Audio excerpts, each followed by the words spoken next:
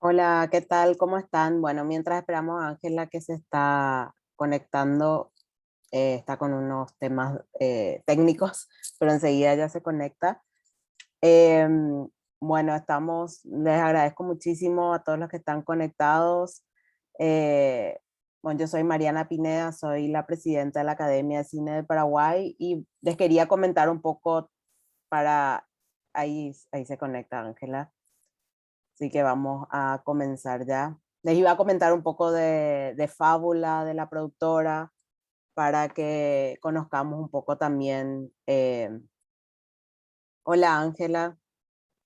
Ah, hola, ahí sí, ¿cómo están? Sí, ¿cómo estás? Perdón, que el Zoom me pidió una serie de datos personales que no me había pasado nunca en mi vida y tuve que llenar tipo unos cuestionarios. No te preocupes. ¿Cómo están? ¿Qué tal? Bien, bien, aquí estamos ya con un montón de personas No. que sí, que estamos con muchas ganas de escucharte. Y de Genial, que qué conversemos, entretenido. ¿verdad? Entre todos también la idea es que puedan preguntar, ¿verdad? Entonces, Qué eh, sorpresa. muchas gracias por darnos tu tiempo también. Y bueno, quería comenzar nada más comentando un poco de Ángela, ¿verdad? Y después voy a hacer un par de preguntas y luego también, si tienen preguntas, pueden ponerlas en el chat y después yo les doy la palabra. Va. Y tener sus micrófonos apagados a los participantes, por favor, Y para que no micrófono, nos... y los participantes están con micrófonos apagados y caritas apagadas también, Sí, pueden poner sus cámaras, ¿verdad? Para que si nos quieran. veamos. Ahí Maya está con su cámara, así que Hola Maya. Es que si no, uno como que se ve a sí mismo. sí. Esto de Hola, Zoom que es como mirándose uno a sí mismo, es terrible, ¿no? así Hola mismo. Maya. ¿Qué tal? ¿Y tú? Bueno, voy a presentar un poquito a Ángela. Bueno, ya seguro que la han googleado y si no por ahí a veces no nos conocemos como productores, ¿verdad? Pero hay, porque estamos como detrás, ¿verdad?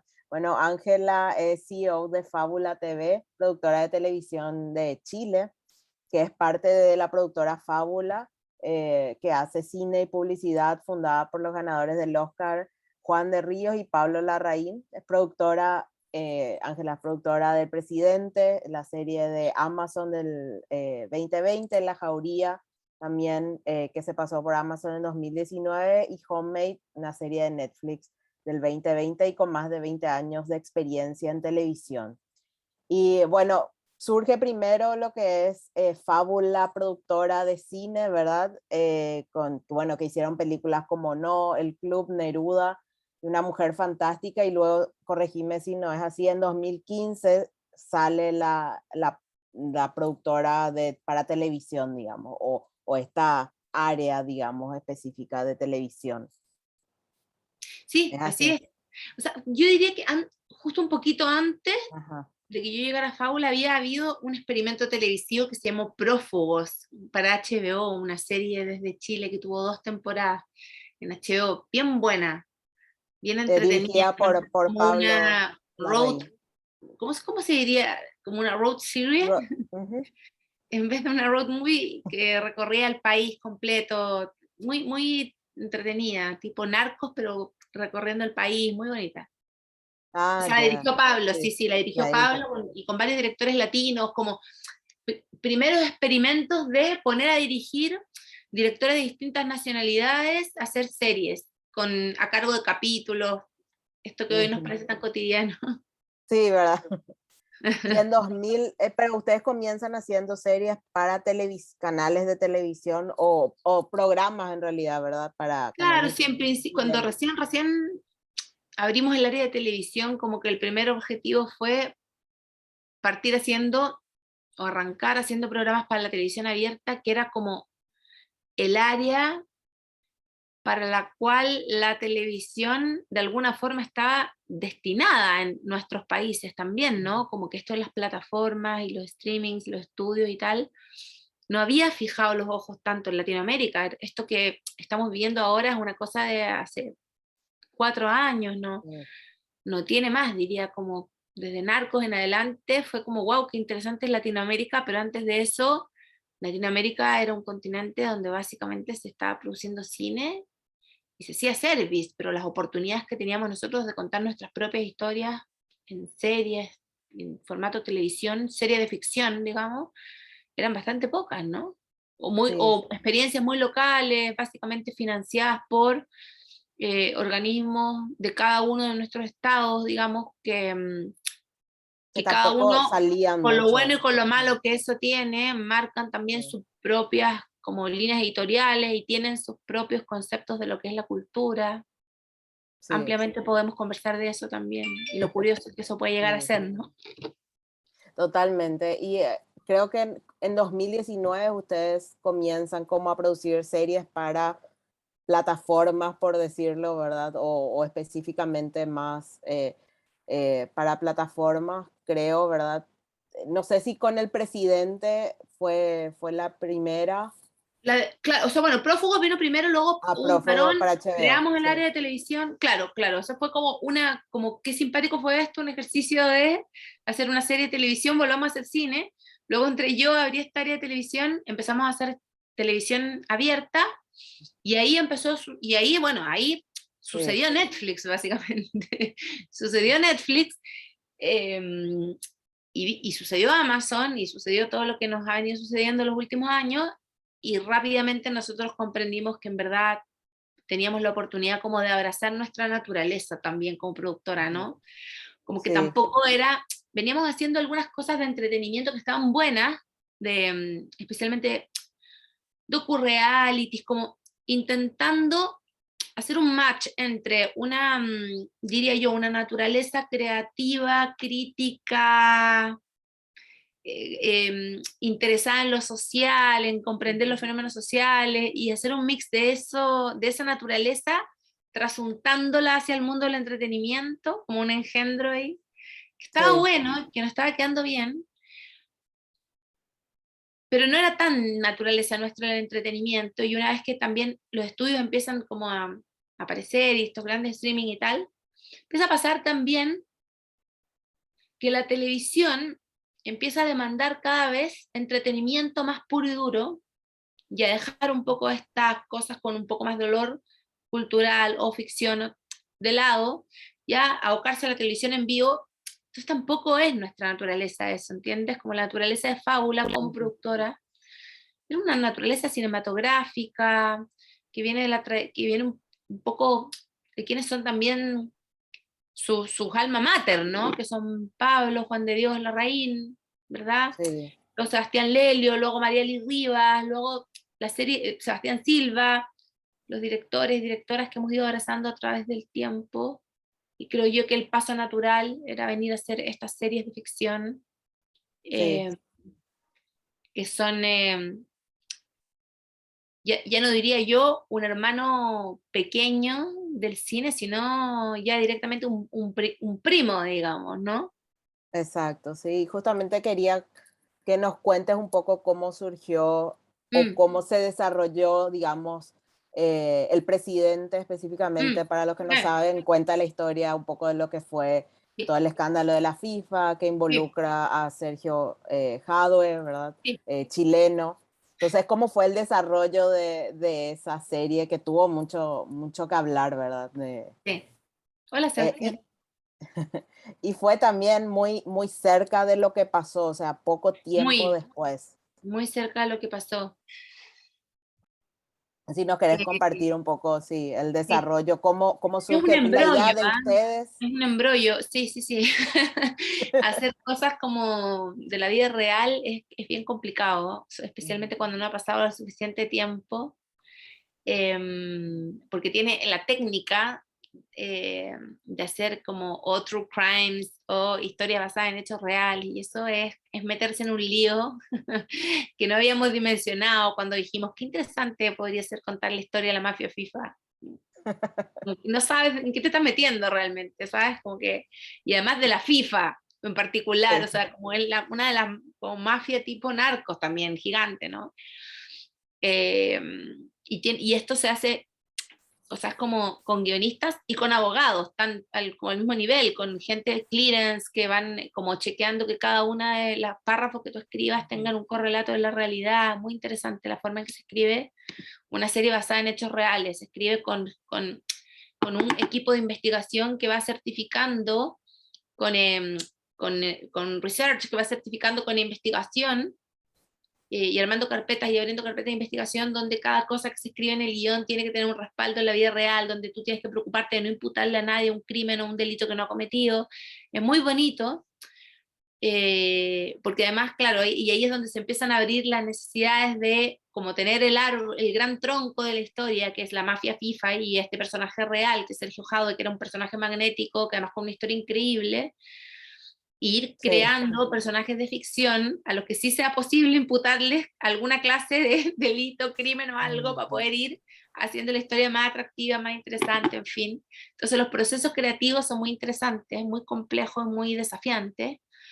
Y la historia básicamente surge porque hay un periodista chileno muy prestigioso llamado Rodrigo Fluxá, que llegó a Fábula con un reportaje llamado Jadwe en caída libre, que era un perfil de este personaje intrigante llamado Sergio Jadwe, que luego lo protagonizó con mucha verdad Andrés Parra, un actor que es sí, un camaleón gigante, o sea, un tipo que con toda comodidad se pone en el cuerpo de un chileno, en el cuerpo de un mexicano, de lo que venga,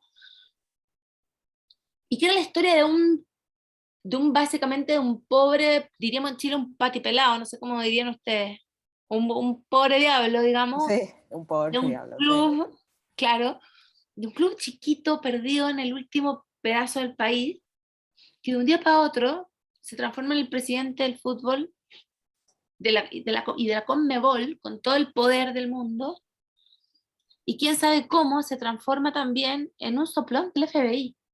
Ujú. Y eso era una historia alucinante que tenía esta gracia única, que tiene muy pocos proyectos de ser lo que la industria llama un pan regional, que es Ujú. como una historia donde es posible tener directores, directoras, guionistas y sobre todo elenco de distintas nacionalidades sin tener que forzarlo, o sea, sin tener que decir, bueno, pongamos, si una argentina, un mexicano haciendo de chileno. Acá no, acá era una mesa donde realmente tenías a un representante de cada país de Latinoamérica robando. Sí, Entonces, era como la oportunidad perfecta para tener un elenco donde tuvieras como reunidos a grandes actores de toda Latinoamérica, sí, eh, jugando, y un tema que volaba por el mundo entero. Y bueno, terminó aquí nominada a los Emmy que se repartieron el día lunes, que bueno, lamentablemente no la ganó Teherán, que está bueno también, era un tremendo tema. O sea, el tema que propone Teherán, bueno, válgame, ¿no? Tan contingente y tan interesante también. Pero ya el solo hecho de estar nominada me sí. pareció grandísimo, como nuestra primera serie y nominada a un Emmy, ¿qué más se puede pedir? Totalmente, sí. No, y también Belleza. fue interesante el tono que le dieron porque no, podría haber sido algo bastante más hacia lo investigativo o hacia el Sí, thriller, ¿verdad? Y sí. decidieron darle una mezcla no sé si tirar a la comedia, pero un poco de sarcasmo por ahí. Sí, sí, eso fue un acierto del showrunner de Armando Bo. Eso es Claro, una, Armando es la Boy. mezcla de, si bueno, nosotros los chilenos somos más seriotes, o sea, digo, lo hubiéramos hecho solos, probablemente nos hubiera quedado así, y luego trajimos a este director argentino, Argentina, sí. que ustedes ya saben cómo son, ¿no? Que tipo los argentinos tienen este humor exquisito y todo lo transforman en esta cosa como de humor negro, y él traía muy claro que quería hacer, de esto una cosa como con un humor muy irónico, y traía esta propuesta musical además que es muy interesante. Y yo creo ahí también que ayudó mucho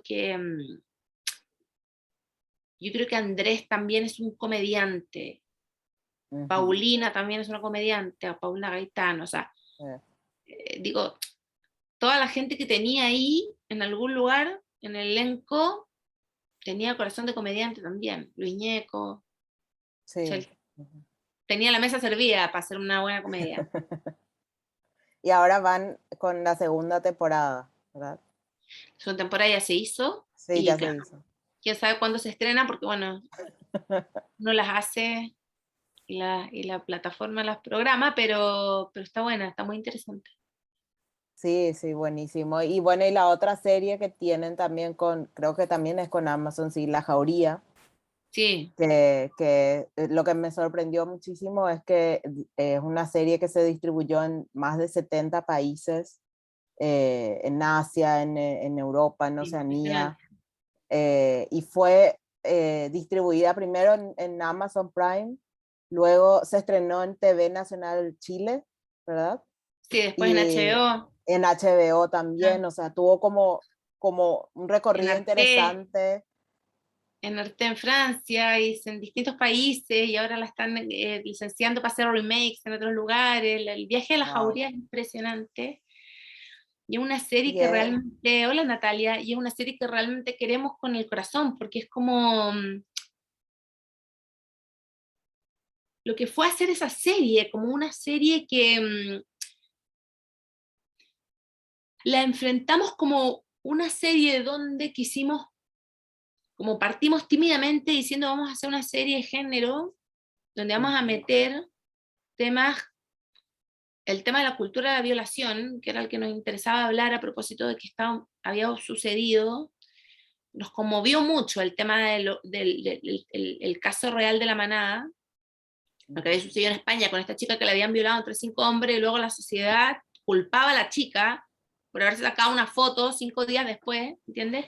Los tipos andaban libres, era tan violento todo lo que sucedía, y al mismo tiempo en Latinoamérica estaba sucediendo que se estaba levantando la cuarta ola feminista con mucha fuerza, con este grito, ni una menos, que era, ujú, y ya no tenía nada que ver con los levantamientos feministas previos desde lo intelectual, ¿no? Desde el derecho a voto, desde cosas desde las élites, ¿no? Esto era ya directamente un grito de calle, de sobrevivencia, de otra cosa que estaba recién comenzando, que había que sentirle el pulso y que había que tomar un riesgo porque era algo en movimiento, ¿sabes? No era una sí, cosa que estuviera consolidada, sino cuando empezamos a crear la serie esto estaba sucediendo, y había como pequeñas luces, y entonces era muy arriesgado hacer esa serie en ese minuto. claro, muy cerca Porque también estaba de muy todo lo que cerca estaba pasando. y estábamos demasiado conmovidas también todas, no sé si a ustedes también seguro les pasó, Mm. y está uno con la cabeza revuelta, dándose cuenta también, en un proceso interno también muy fuerte, de darte cuenta también tú misma de tu propia violencia, de todo lo que ya sabemos. No quiero entrarle tanto ahí porque podríamos abrir un doble clic en el que podríamos estar la noche entera. Pero lo que quiero decir con esto es que luego el debate de esto es apropiación cultural o no, empieza a abrir todas las ventanas de los nuevos debates. Esto, guau, puta, en el equipo venía un hombre, tendría que escribir un hombre también o no, pero venía de antes, Ujú. de cuando la serie se trataba de otra cosa. Esto deberían dirigir puras mujeres o no. Empezó como, fue la primera serie donde empezamos a cuestionarnos o a hacernos todas las grandes preguntas que hoy día como, que hoy día nos sobrepasan de alguna forma, pero hace 3 años atrás preguntarse eso era como por primera vez hacerse esas Claro, preguntas. Fue muy fuerte hacérselas. Entonces, y también era como, bueno, ok, metimos este tema y ¿qué tal si también hablamos de esto? Y era como, ya, pero un poco, no caben todas las agendas en una sola serie, ¿sabes? Y de pronto era como, ¿por qué no? ujú, ¿Y qué pasa si? Y bueno, finalmente terminamos tirándolas todas, ¿sabes? Y funcionó muy bien. Y la sí, gente lo recibió con mucho cariño y con mucha verdad. Y empezó a pasar con La Jauría que la gente la apreció mucho porque fue una serie que abrió conversación en ujú, personas más conservadoras y en personas más liberales. De una u otra manera, era, era una serie que mamás e hijas, padres e hijos solos, padres solos, adultos, todo abrió conversación entre grupos de amigos, entre padres e hijos, entre familias, entre hablemos de esto que no hemos hablado nunca. ujú. ¿Qué, Sí, qué eso. pasa? ¿Cuándo decimos que no? Como, ¿qué es no? ¿Qué es el consentimiento? ¿Entiendes? Como, Sí, hablemos del consentimiento. Cuando un padre, o sea, como no hablaban los padres con los chicos de consentimiento, por lo menos en Chile. Entonces fue muy revolucionario el tema. Fue Ujú. lindo, fue realmente lindo. Yo me siento muy orgullosa de La Jauría porque siento que a mí es una serie que a mí me emociona profundamente. Siento que conectamos gente en el corazón, digamos, más allá Sí, del entretenimiento. y creo que toca un tema que fue también, bueno, y sigue siendo hoy más que nunca muy universal. Mm, Entonces es como que se puede de todas partes relacionar y eso también se ve en el éxito, ¿verdad? Que tuvo en muchos países y en sí. culturas totalmente diferentes, ¿verdad? Sí, era mucho Eh, más universal de lo que pensamos, la verdad. Como, ujú, porque uno dice, bueno, la mafia FIFA, obvio, ya todos juegan fútbol, sí, ujú. va a volar, todo el mundo entiende de qué estamos hablando, está en la portada de todos los diarios, pero cada da miedo, ¿sabes? La jauría daba miedo. Y al final, nada, fue súper bien recibida y muy agradecida. Y Fue bienvenida dirigida por hombres y por mujeres. Lucía Puenzo, ¿verdad? Y, También. y bienvenida por hombres y mujeres, porque también creo Sí. que, a pesar de que es una serie que tenía una agenda de género, fuimos muy cuidadosos también en no ver el mundo tipo todas las mujeres son buenas y todos los hombres son malos, ¿sabes? Ujú, No todas las mujeres son víctimas sí. y todos los hombres son violadores. La serie no lo pone así, lo complejiza el problema. Y entonces fue inclusiva y creo que ahí Sí. también radica su éxito. Y ahora ya va en una tercera temporada, ¿verdad? Hicimos la segunda en la Ah, pandemia, que sí, es la serie más larga que se ha hecho en la historia. Yo no sé cómo. Yo sentí que fueron años de rodaje, ¿sabes? Años de rodaje para sacar adelante la segunda, ya se terminó y esta semana terminamos de entregar. Ah, ok, ok. Pero fue largo el proceso Es que la de pandemia finalizar, sí, fue tremenda. No, la pandemia sí. fue tremenda. Y, y bueno, claro, y si todo sale bien, lo ideal sería hacer una tercera para Ujú, cerrar ujú, las historias la de las historia. chicas. Que la segunda Pero temporada ya, encima tiene unos ah, personajes increíbles. y ya Como que se sabe, no, pero ahora acaban de entregarla, así que sí, vamos a ver cuándo se estrena. En Amazon se va a estrenar también sí, y para seguramente va a ser un Latinoamérica. recorrido más o menos similar, claro. Ujú. Pero la segunda está buena, está realmente buena.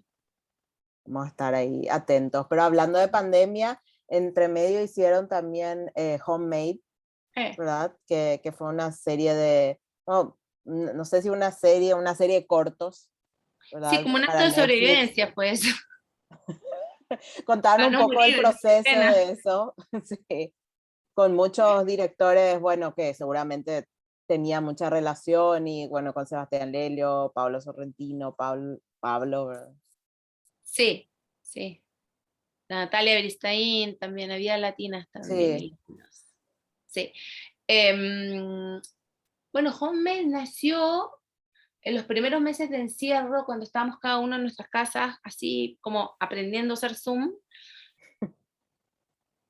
como con la incertidumbre de no saber si esto iba a ser nuestra nueva vida. Entonces, bueno, a ver qué hacemos mientras, con todos los proyectos suspendidos. Además, fue una locura porque piensa que paramos todo y luego todo a la vez. O sea, teníamos sí, 5 series distribuidas para hacerlas en 2 años y las terminamos haciendo en 6 meses, todas juntas. Y mientras tanto, en ese año y medio, claro, terminamos de editar cosas que, qué sé yo, claro. hicimos un documental también sobre la pandemia, que después, por supuesto, nadie quiso porque nadie quería ver cosas de pandemia y Ah, porque sí. no tenía un final tampoco, porque era como, fue súper iluso. Hicimos un documental muy bonito, en verdad, que le pedimos a personas que se grabaran y tal, y en un momento dijimos, bueno, ¿viste cuando se acercó la Navidad en un momento que era como que se iba a acabar la pandemia? ¿Se acuerdan de eso?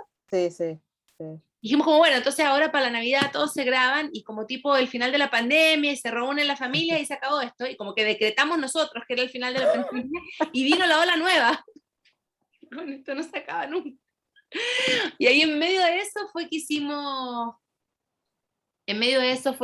Homemade y fue un experimento lindo y le fue bastante bien y diría yo que fue como bien sanador, como en general todos los directores y directoras con las que trabajamos o no en general, en verdad, sin excepción, todos los directores y directoras con los que trabajamos estaban muy agradecidas y agradecidos de la posibilidad de crear indoor, como me acuerdo en particular el caso de la Natalia Beristain, esta directora mexicana que decía, estaba encerrada con mi hija, no teníamos nada que hacer, y ya se nos acabaron todos los juegos, y de pronto le dije, ¿quieres jugar a ser actriz?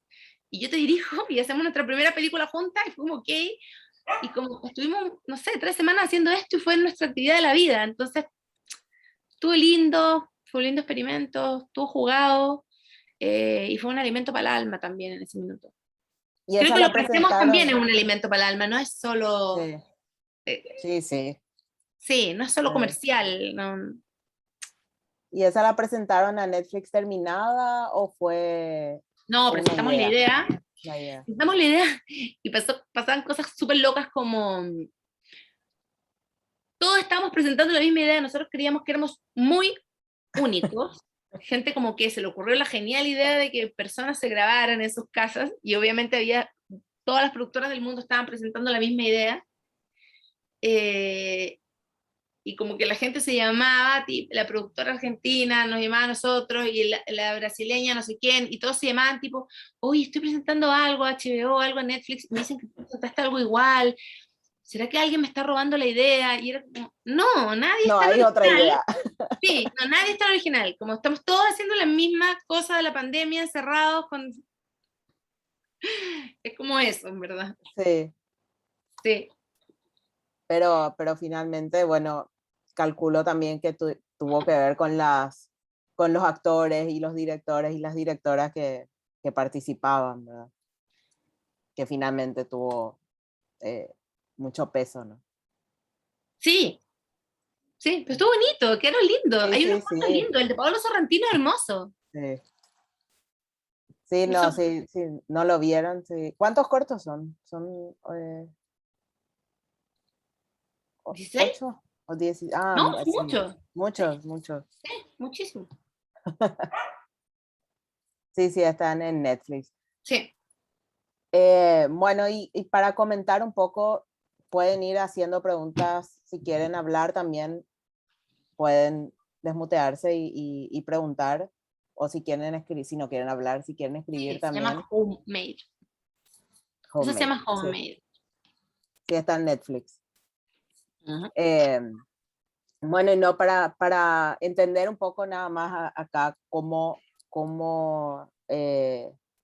Ok, bueno, preguntan, sí, hay perdón, sí, nos pregunta Eduardo, ¿cuál es el proceso que usualmente pasan sus series antes de conseguir financiación? Ok, Eduardo,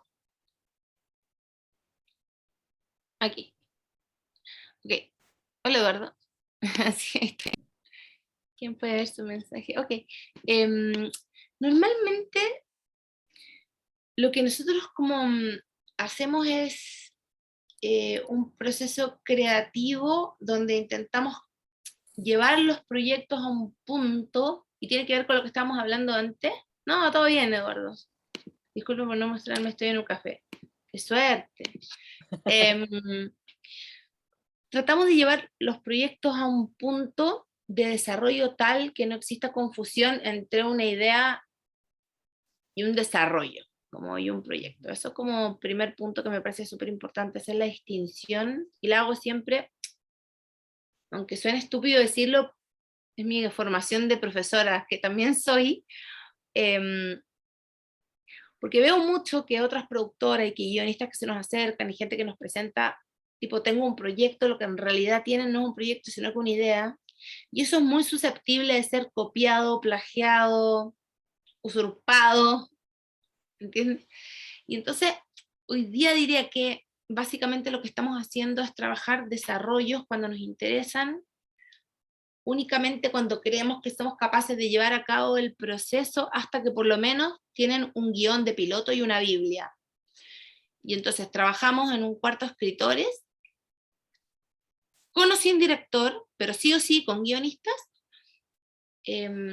hasta que tienen un piloto, una Biblia, o sea, sabemos la trama de la serie completa, y luego de eso hacemos un deck o una presentación de la serie para salir a pitcharla, que tiene también incorporado como un mood board o una pincelada de cómo esta serie se vería, a qué se parecería, referencias de tono y estilo, es decir, llegamos con la serie, yo diría como lo más seteada posible. Algunas veces y otras no, llegamos con talento tachado, pero sí o sí llegamos ya como con un piloto lo más escrito posible, porque de lo contrario también se corre mucho el riesgo cuando llegas con una idea como muy abierta de que cada quien la tome, la suma, se la apropie y luego quiera hacer con ella un poco lo que está en su cabeza. Entonces creo que lo que intentamos hacer es llevar el desarrollo hacia el punto más claro. Hablo de ambas series, no sé qué significa. En el caso del presidente, financiamos el desarrollo con, voy a ver si te estoy interpretando, Eduardo. En el caso del presidente, financiamos el desarrollo, el proceso de desarrollo y escritura con un fondo chileno llamado Corfo, que es un fondo de desarrollo que nos financió la escritura del piloto y la Biblia, y un teaser, que eso no sé si hay en otros países, pero en Chile se usa mucho porque hay luego un fondo de televisión que te pide un video para... Eso ¿okay? iba a preguntar si suelen hacer teaser. Sí. No, No, nosotros no. ya no hacemos, nunca. Pero los fondos chilenos dan Los dinero para fondos. hacer teaser, entonces, claro. Y entonces está ese fondo de desarrollo que no es mucho dinero, pero que te alcanza para escribir el piloto y la Biblia. Y luego de eso fuimos a buscar financiamiento y se sumó Gomont, que puso como un garantizado. Claro. Como el adelanto de distribución. Claro que eso te da un aval para ir a Claro. una plataforma o algo. Exacto. Y con ese adelanto de distribución y con ellos como distribuidora, llegamos a Amazon a vender la serie. Y alcanzamos a picharla a Amazon, o sea, alcanzamos a picharla una vez cuando recibimos la oferta. Tenía un teaser muy potente y un guión muy potente, era muy potente la serie. Y en el caso de La Jauría, se sumó Fremantle como distribuidor, y con Fremantle fuimos a Amazon, y Amazon licenció la serie para Latinoamérica. Fremantle puso un porcentaje, el otro porcentaje del financiamiento, y con eso quedó financiada completamente. Nosotros financiamos una parte también más chiquita, nos hicimos socios, y después armamos el negocio para el resto del mundo. Entonces Fremantle recupera, el modelo de negocio es que Fremantle recupera y después distribuye a lo largo del mundo. Ok. Eso Y ahí tuvieron también un poco de las licencias, ¿no? O sea, también mantuvieron un poco siendo socios. Sí, tal cual. Claro, porque nos pertenecía a la IP. Sí.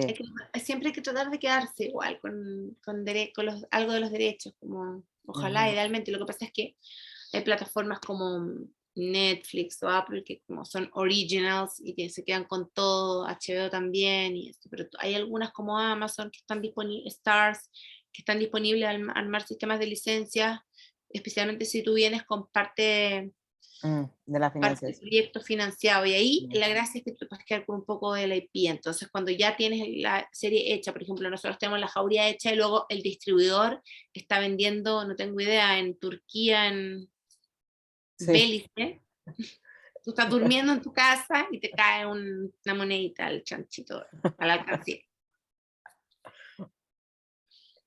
Que es lo ideal. Después de sacársela, después de trabajar tanto, sí. Tanto, sí. Bueno, ahí Eduardo también pregunta de cuántas personas consta el equipo de guionistas. Depende de la serie. Hay series que son con equipos muy chiquititos, o sea, hay series que son con un guionista, tipo Eduardo Sacheri, que escribe solo, y luego hay otras que son duplas, que hay que son duplas consolidadas, que incluso hoy día hay duplas consolidadas que han hecho sociedades y que escriben en dupla. Y yo en los cuartos más grandes, hoy día tengo un cuarto de 8. Sí. Que eso igual ya es para dispararse, o sea, como idealmente no llegar a eso. No es tan recomendable. 8 igual es harta gente. Mucho.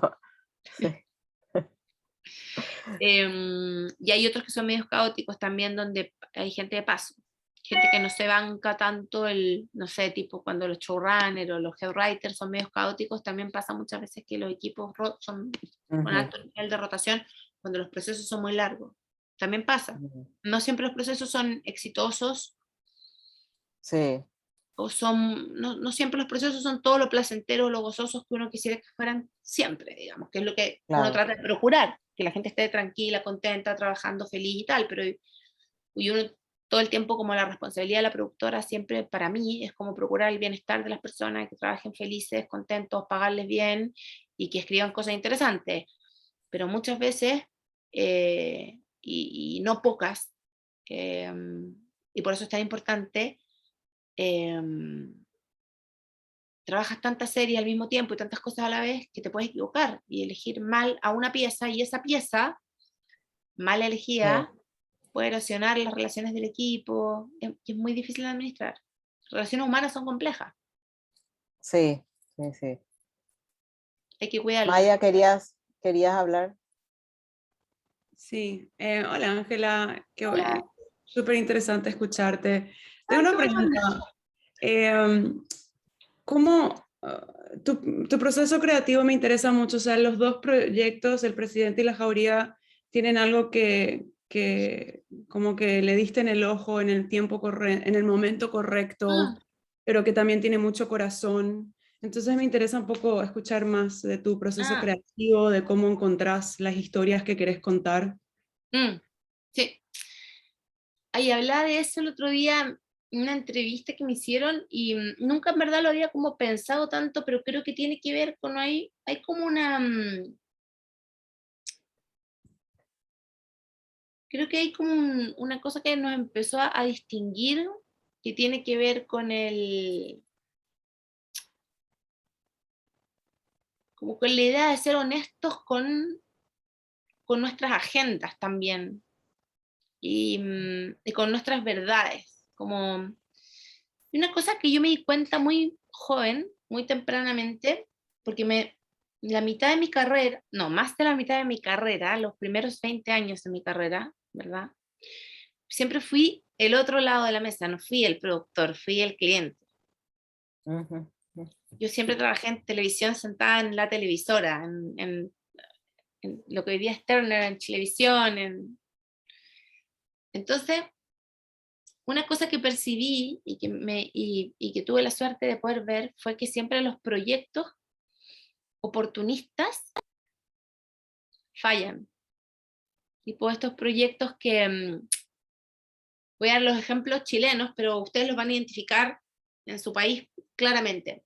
Hay un terremoto y te llegan 7 tipos diciendo tengo una película sobre el terremoto. ¿Sabes qué no? No, se murió alguien y como tipo true crime por el crimen por el crimen, con el ujú. morbo por el morbo, que en realidad no te conmueve ni te interesa, sino que solamente te interesa ir a ganar puntos de rating. El oportunismo no es bueno, ¿sabes? Como no funciona. Entonces, empieza a pasar que cuando llegan gentes a presentar proyectos, o surgen de mí misma, o de nuestro equipo, las personas le brillan los ojos con las cosas que quieren contar, Ujú, y cuando además te das cuenta de esta cosa nueva, que ojalá, que debiera haber sido mucho antes, que es como incorporar a las personas de las comunidades distintas a contar sus historias también con verdad.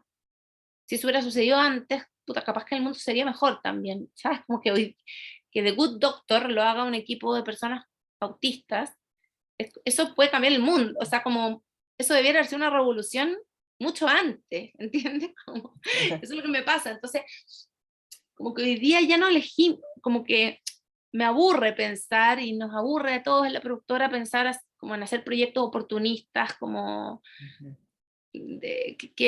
como cuántos puntos de rating o cuánto éxito van a alcanzar, como que nos apasiona mucho más que alguien realmente esté enamorado profundamente de su proyecto, que tenga cosas que decir, que hay una agenda detrás de esos proyectos, que esa persona esté realmente convencida de que puede cambiar el mundo, o que esos proyectos toquen temáticas que realmente son relevantes para la sociedad. Y desde ese punto de vista te diría que ya yendo como a lo más pragmático, si bien no hay una fórmula, lo que sí tenemos es como un equipo de investigación que está muy alerta a los temas, y muy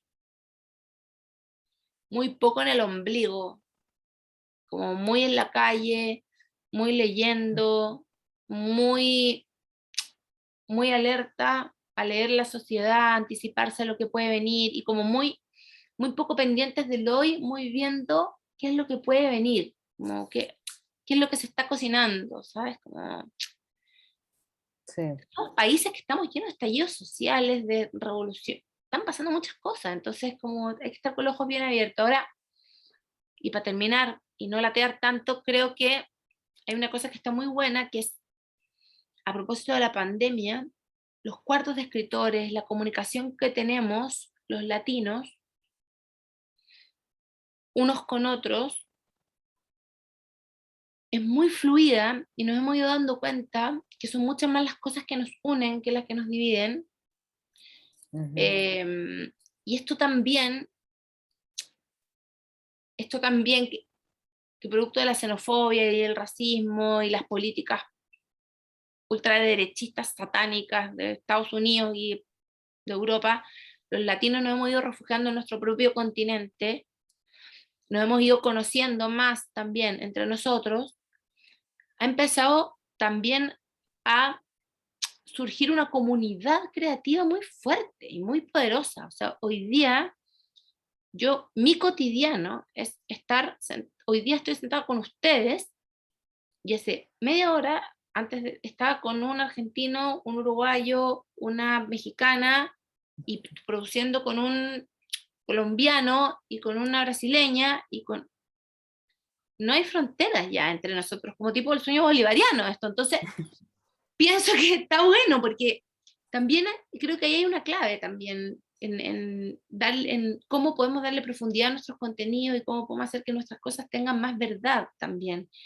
Las podemos discutir desde perspectivas distintas, experiencias distintas, y es bien impresionante como al final nos vamos dando cuenta que todos nuestros países tienen los mismos sistemas de salud públicos de mierda, y las mismas desigualdades, y las mismas.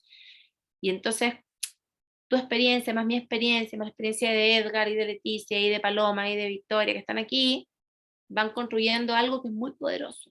Yo creo por eso también que los ojos de todos los streamers y de los grandes estudios están puestos en Latinoamérica y en lo que nosotros podemos entregar como contenido hoy.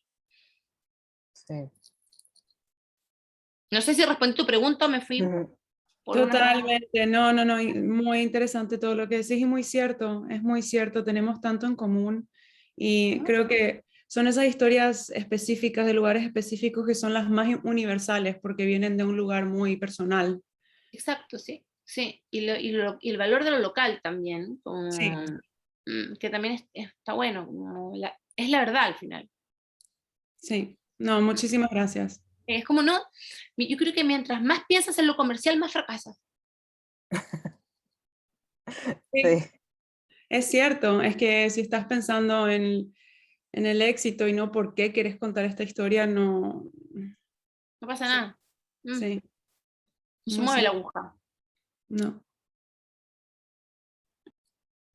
Y también pasa eso que uno quiere hacer parecido al otro o copiar, entre comillas, algo, una fórmula, por decirlo, y a veces nos damos cuenta que lo original es lo que realmente, ¿verdad?, atrae más. En sentido de contar las historias que queremos contar y contar genuinamente lo que uno quiere contar, ¿verdad? Sí, sí, con lo bueno y lo malo también. Sí. Sí, sí, seguro. Ahí Eduardo tiene otra consulta sobre el teaser también. Dice, ustedes ya no firman teaser porque se ganaron su prestigio, pero para un No, novato en el tema, que debe tener un no, buen teaser para vender es que una serie. sí, no, es que sabéis que en verdad no se usa.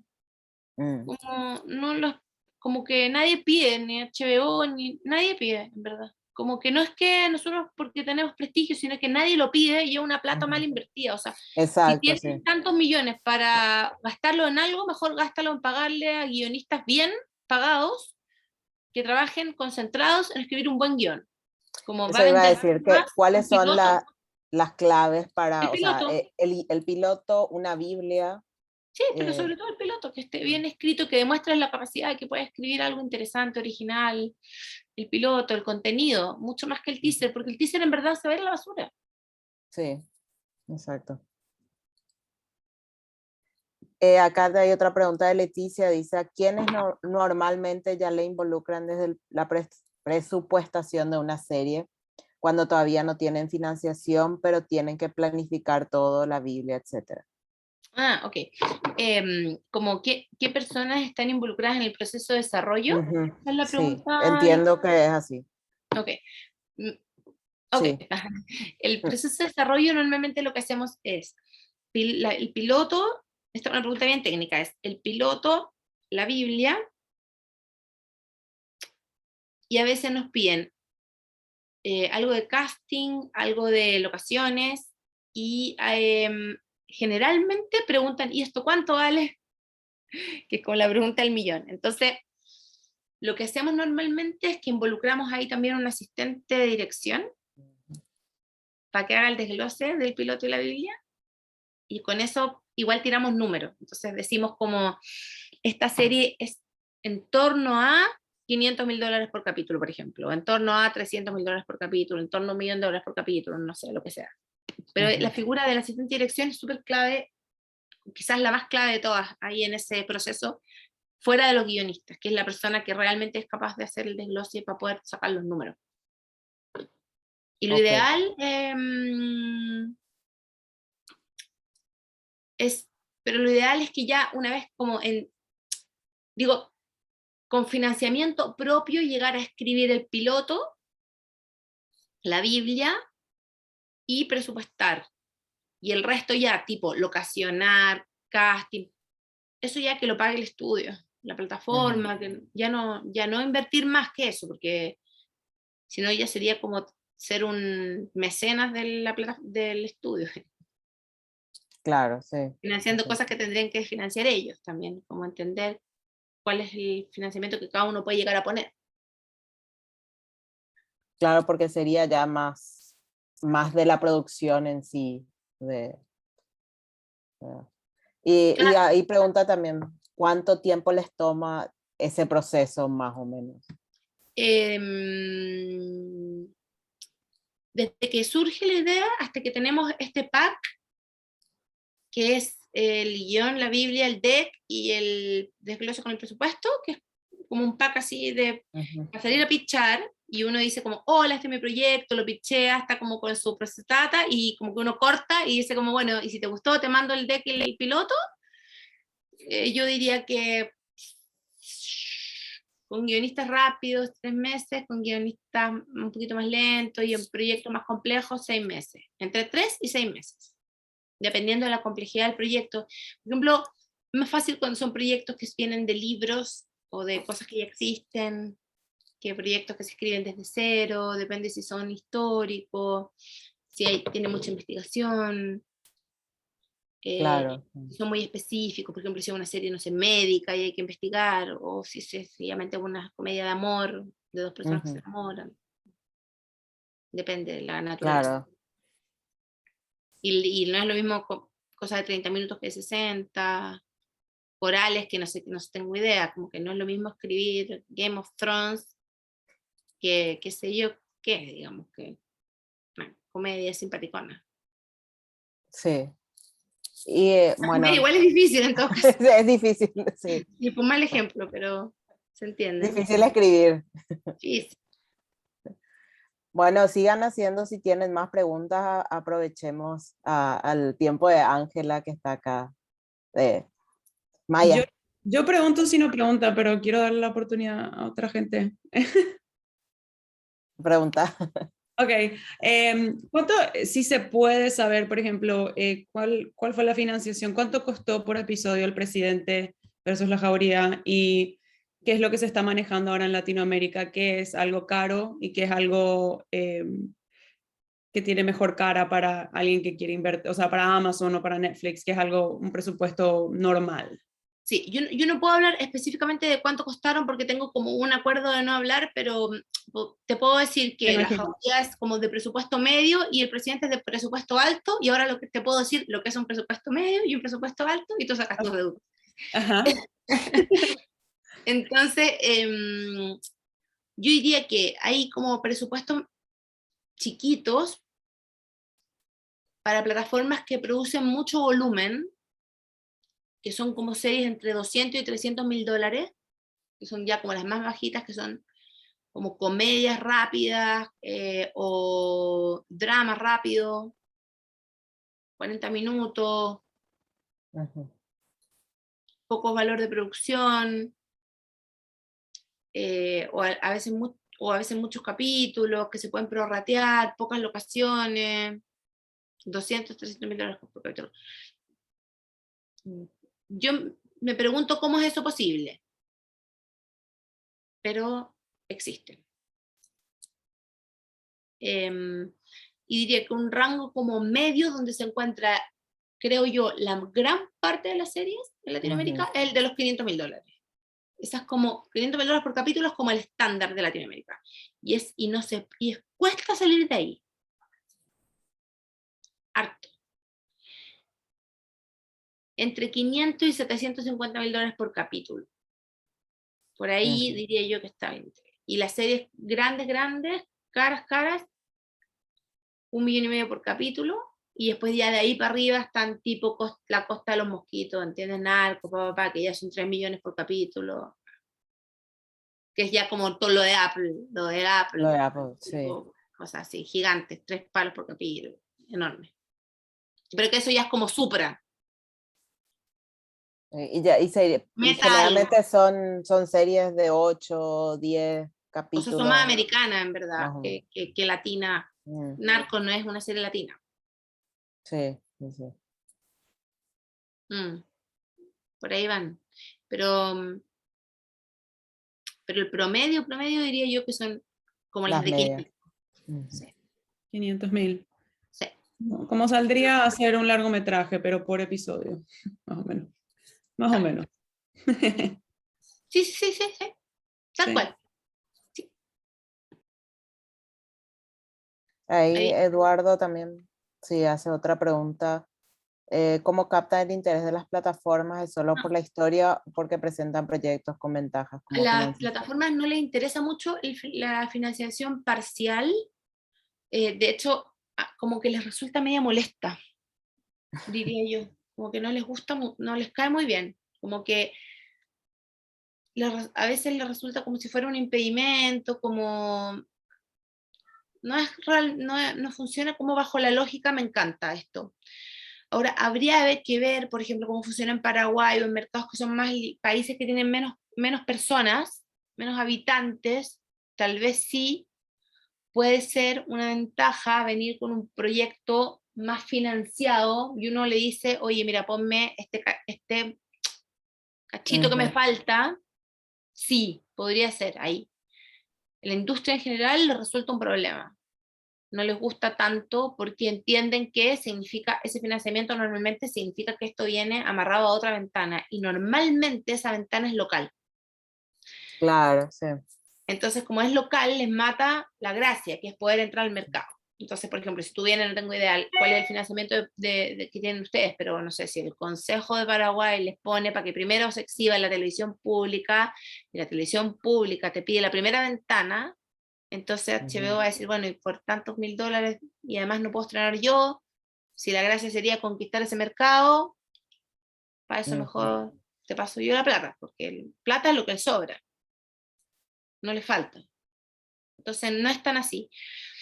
Lo que yo diría que es lo interesante, como no diría que existe un secreto en todo esto, pero sí diría que es como, son varias cosas. La primera es que hay que conocer mucho, hay que adquirir una cultura, o sea, es decir, esto hay que verlo. Es como, esto hay que verlo, o sea, esto es como, hay que llegar, te gusta o no te gusta, a tu casa a ver lo que estrenaron y poder conversar con esas personas sobre sus productos. Como, si no, imposible. Como, hay que ver sus series y entender qué proponen y entender cuál es su mentalidad y y después esto tiene que tener tiene que ir armándose una relación y escuchar y entender lo que quieren, lo que buscan, es una cosa a largo plazo.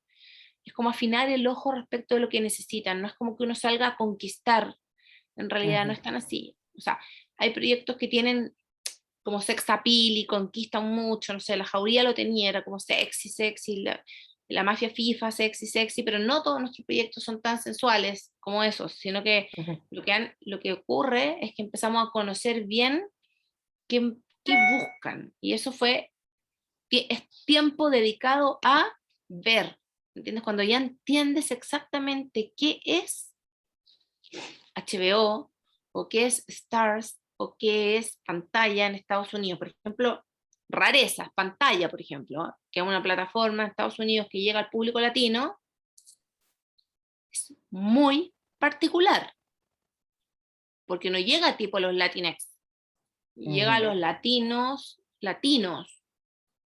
que es un latino muy especial. Entonces, empecé a estudiarlo, qué dan, qué buscan, qué quieren, qué les gusta, quiénes son los tíos, y lo empieza a entender, pero no es tan difícil entenderlo, si es un lenguaje que hablamos todos nosotros, solamente que cada uno tiene como sus especificidades.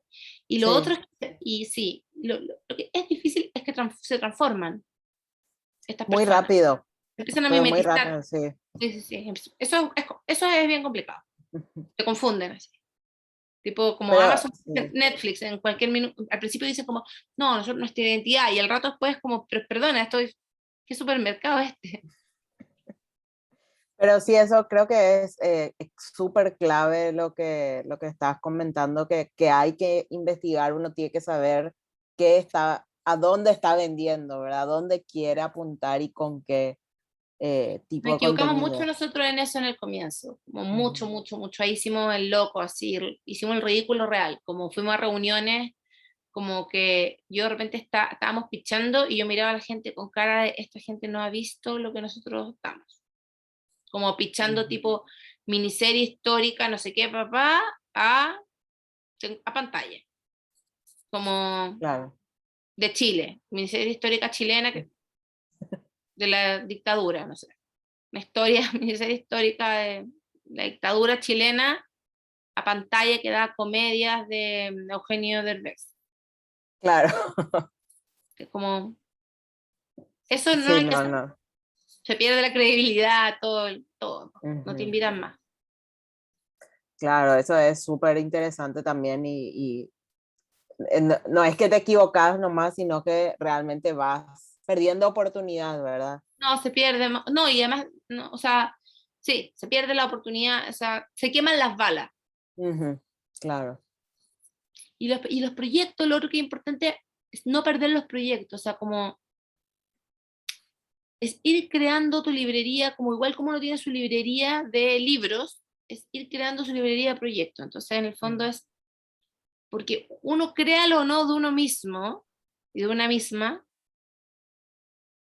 en algún lugar todos nosotros somos un poco adelantados a nuestra época. Sí, Entonces pasa, no sé, es verdad, porque uno piensa mucho, ¿viste? El tipo con nuestro oficio es como pensar. Entonces de repente esa idea que se te ocurrió en 1990 y que está como archivada en el computador, era el juego del calamar, ¿entiendes? Como también pasa eso. Es que es tremendo, pero pasa sí, sí, mucho eso, como que esa idea que a ti se te ocurrió hace 3 años atrás, de repente empieza a ponerse algo de moda, o el tema surge de nuevo, o a ti mismo se te ocurre una manera de refrescar la idea, o sea, es no descartar las ideas, incluso aunque se las pichaste a todos y a nadie le gustó y nadie la quiso, igual esa idea va a tener una oportunidad. Por ejemplo, nos pasó a nosotros hace un tiempo atrás que había muchos proyectos que empezamos a guardar esta idea, dijimos, bueno, vamos a tener un lugar de ideas para reciclar.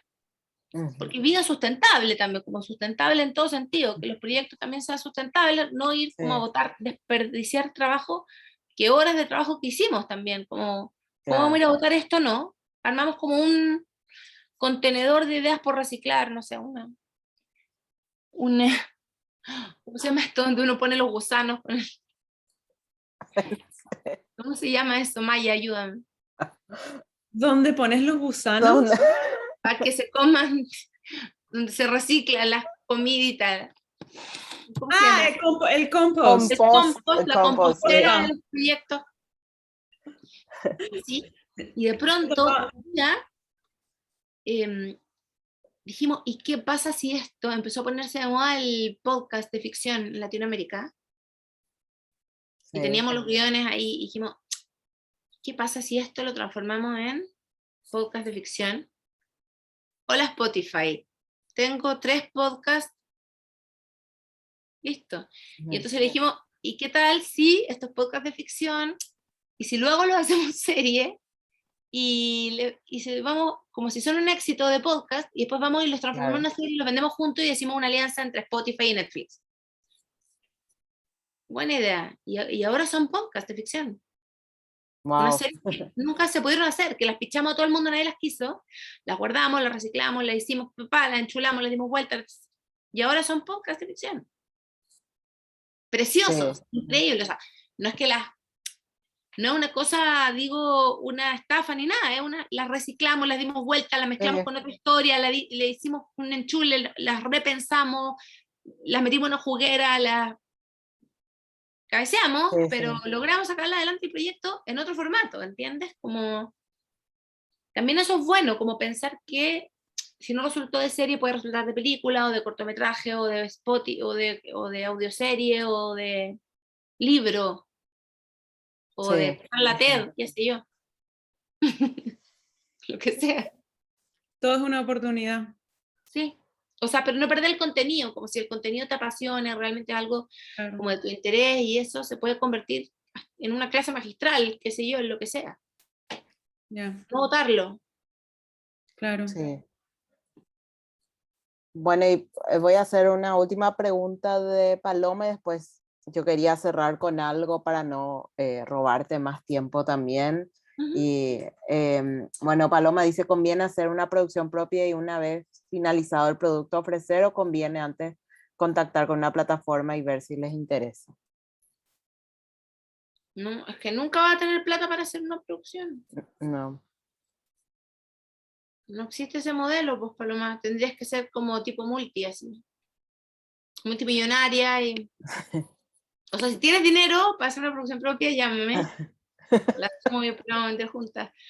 Pero no, pues no hay de dónde sacar plata. Eso es una producción. Imagínate, si $1.000.000 por capítulo, tenés que tener $8 millones en tu cuenta corriente disponibles con flujo inmediato para hacer una producción de esta naturaleza. Y ponte que después nadie te la quiera comprar. O sea, es tener la plata y después que alguien la quiera. O sea, es imposible. Sí. No. No es sostenible. No, tiene que ser al revés, que te la o sea, que alguien esté enseñando lo mismo que tú, ¿sabes? Pero por eso que yo igual encuentro que ahí es como, suena como soñador, pero tiene que ver con eso, es como hay que contagiar a alguien con un sueño. Uh-huh. Y luego, y convencerlo de que eres capaz de producirlo, que eso es lo más difícil, porque ideas lindas abundan, pero esa persona te abre la billetera y te pasa $8 millones. Sí. O 5, o da lo mismo, 1. Pero Sí. 1 ya es mucha plata. O sea, es mucho dinero. Entonces, esa persona tiene que sentir la seguridad de que es eso que te está pasando, va a estar ahí en su película, digamos. Entonces, ahí hay una cosa también de confianza en quién va a ser el productor, en quién va a producir. Uh-huh. Eso es súper importante, como sobre todo, especialmente si acá hay personas que son del mundo creativo, como asociarse con productoras serias. Eso también diría yo que es bien importante. Sí, justamente para terminar quería que Acá, perdón, una pregunta. ¿Acá son ex- guionistas, mayormente guionistas, productores, que son? O creo sea, que, bueno, no sé, pueden ir diciendo, hay productores, guionistas. Sebastián, ¿tú eres productor?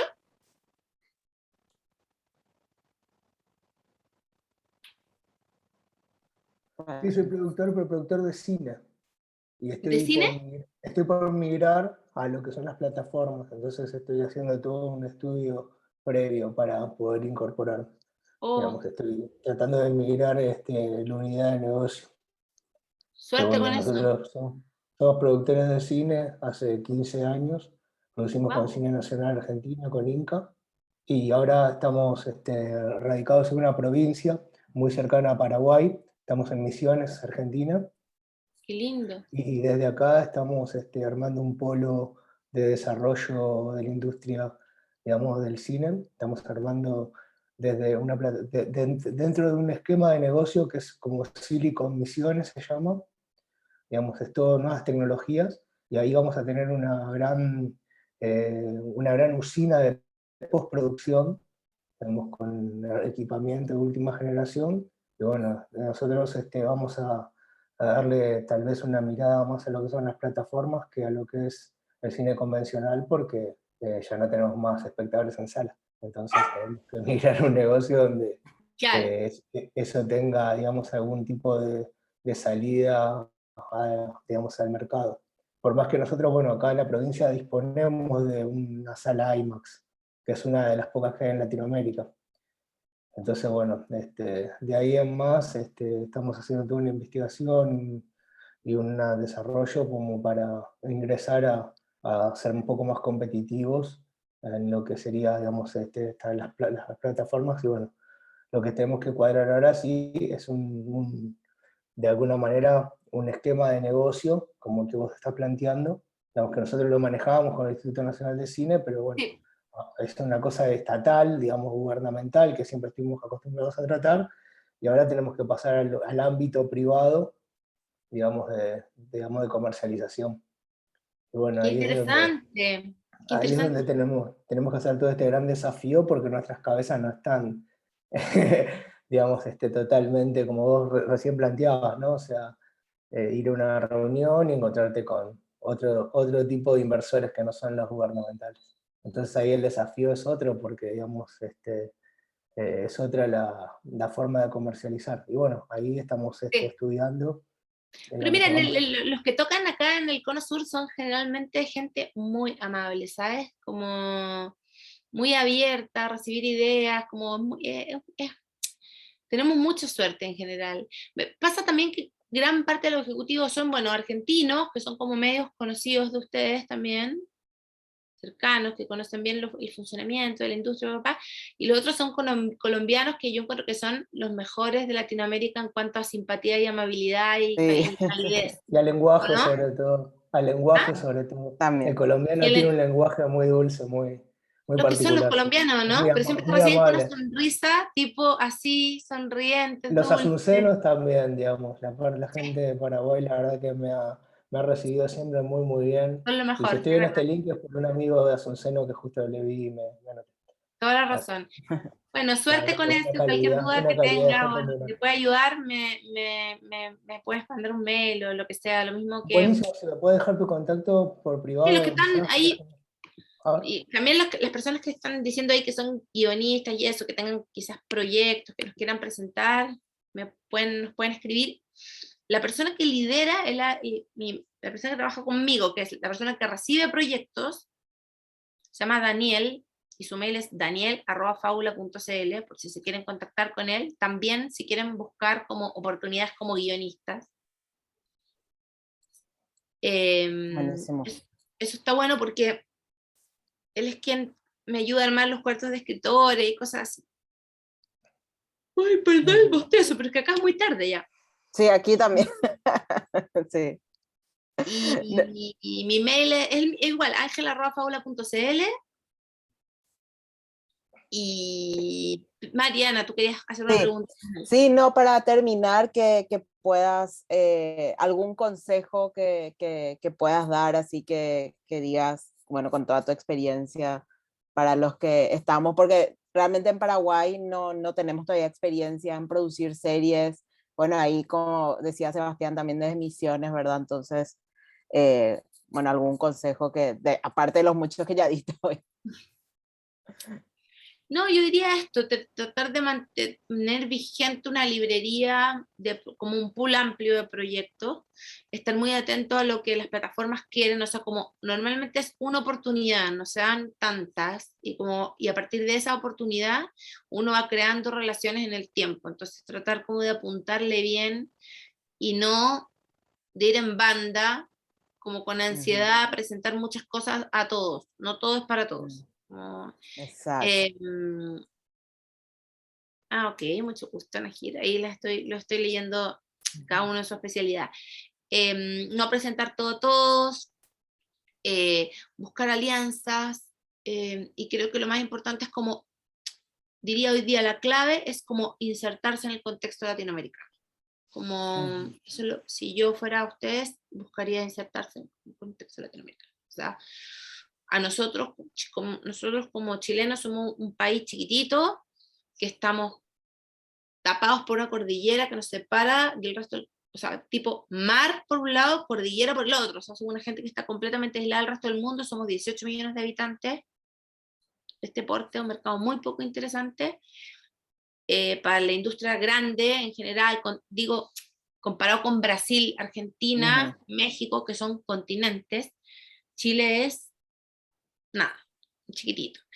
Y diría que nosotros nos hemos vuelto interesantes y un país interesante para producir y una productora interesante para el mercado, porque nos hemos insertado en el contexto latinoamericano. Porque estamos trabajando con mexicanos, con colombianos, con argentinos, porque estamos todo el día insertos en la conversación latina. Entonces, somos cada día menos chilenos y cada día más latinos.